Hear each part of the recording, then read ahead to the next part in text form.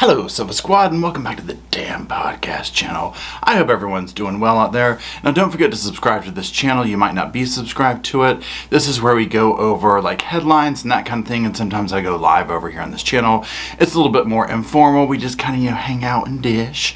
And if you're not subscribed to my main channel, Reporting Live from My Sofa, make sure you're subscribed to that one. I go on deeper dives, longer content, that type thing over there. All the links are down in the description.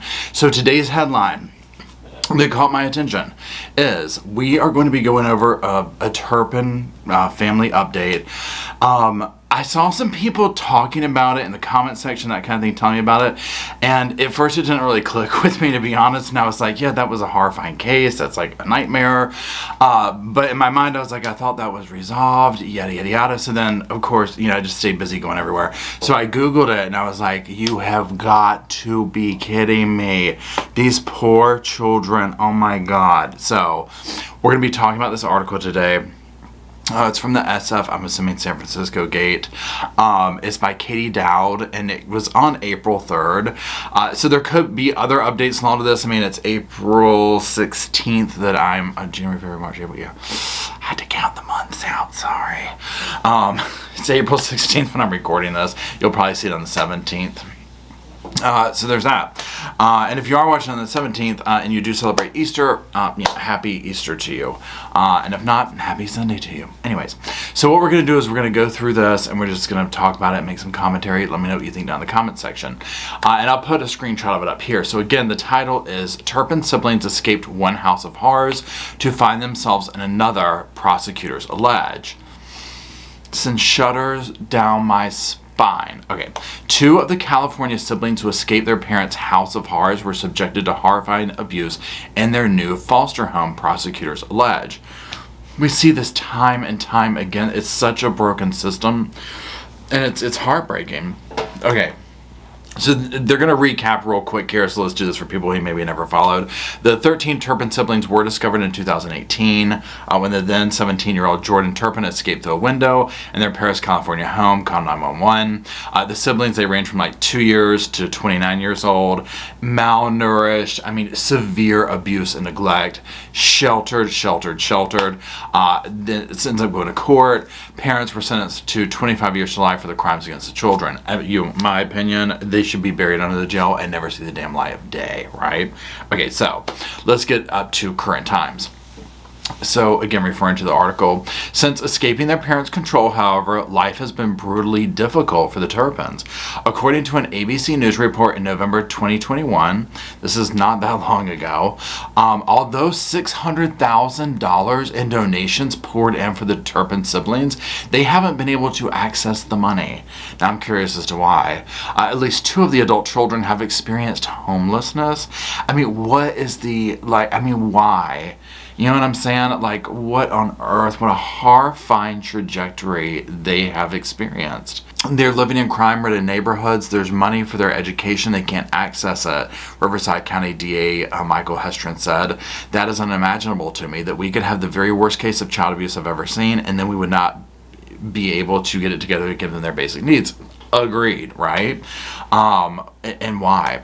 Okay, so now court documents have accused a Paris family of abusing 9 foster children, reportedly among them 5 members of the Turpin family.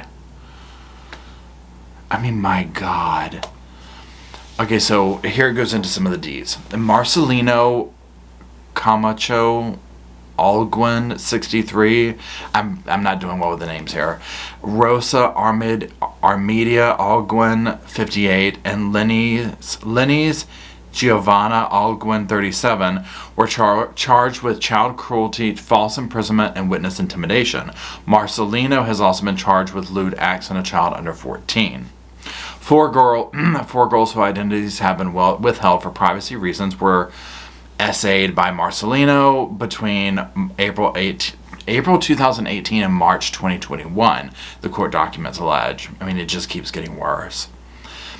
Okay, now there's like a quotation here. Regarding mental abuses to victims 3 and 7, the Alguins were told or knew of the egregious, I say that word wrong, lifelong severe abuses the biological parents inflicted on victims 3 and 7 before agreeing to foster them, right? So they knew about this. Immediately after being placed at the Ogwins, the 3 defendants questioned the siblings about their traumatic past. An investigator wrote in an affidavit. My God. How do these people have children? But this is the system. Okay. They forced the siblings to participate in a circle confession talk. The siblings were forced to admit to their past sibling abuses, which their biological parents forced them to commit. The Ogwins told the siblings non-participation would result in not seeing or visiting with their older siblings in the future. These people are monsters. I mean, come on. The Ogwins pleaded not guilty at the hearing on Friday and are all free on bail.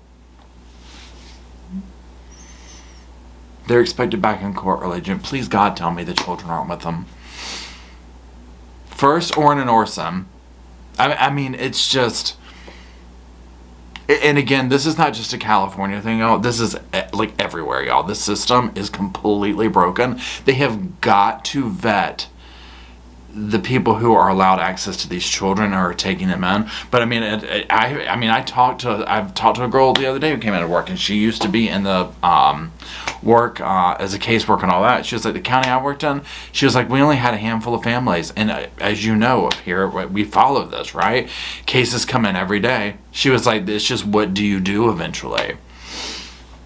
And this kind of stuff ends up happening. It's no excuse, obviously, for it. But then also, I'm just like, how are they free on bail?